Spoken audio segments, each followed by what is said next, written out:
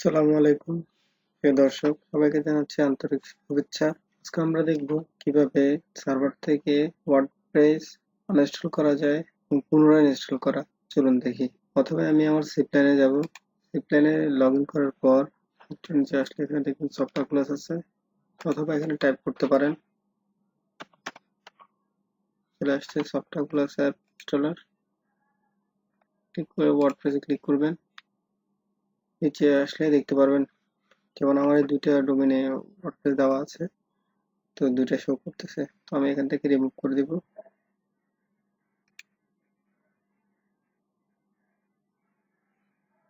Removing দেখাবে সবকিছু। Remove, ওকে। কিছু সময় নিবে। আচ্ছা, হয়ে গেছে।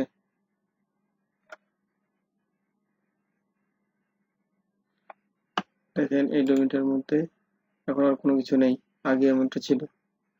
রিলোড দিলাম, দেখেন কোনো কিছুই নেই, এখন কোনো ডাটা নেই। এটা আনইনস্টল হয়ে গেছে। এখন আবার ইনস্টল করি।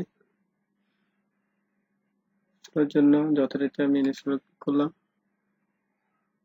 ডোমেনটা চুজ করব, তারপরে কেটে দিলাম। পাসওয়ার্ড দেওয়া শেষ। অ্যাডমিন ইমেলটা আমি আমার ইমেলটা ইউজ করব। ওকে, আর ওগুলো সব ঠিক আছে। এখানে ইমেলটা দিলাম, ইনস্টল। কিছুক্ষণ সময় নেবে, হয়ে গেছে। এটা হচ্ছে অ্যাডমিন, আর এটা হচ্ছে সাইটের ভিউটা। একটু আগে দেখেছিলেন সাইটে নট ফাউন্ড দেখাতো। রিলোড দিলাম, দেখেন চলে আসছে।